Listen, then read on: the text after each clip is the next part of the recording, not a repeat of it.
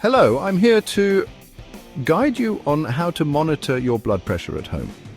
Monitoring your blood pressure is crucial for managing your health, especially if you have been diagnosed with hypertension or other heart-related conditions. First, make sure you have a reliable blood pressure monitor.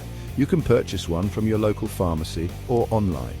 Ensure it is validated for accuracy. Before taking your measurement, sit quietly for 5 minutes. Make sure you are relaxed and comfortable. Place your feet flat on the floor and rest your arm on a table at heart level.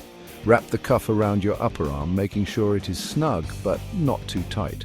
The cuff should be placed directly on your skin, not over clothing.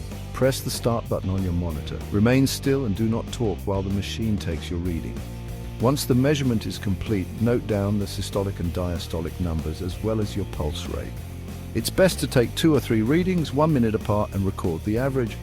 Keep a log of your readings to share with your healthcare provider during your next visit. Remember, monitoring your blood pressure at home is a simple yet effective way to keep track of your heart health.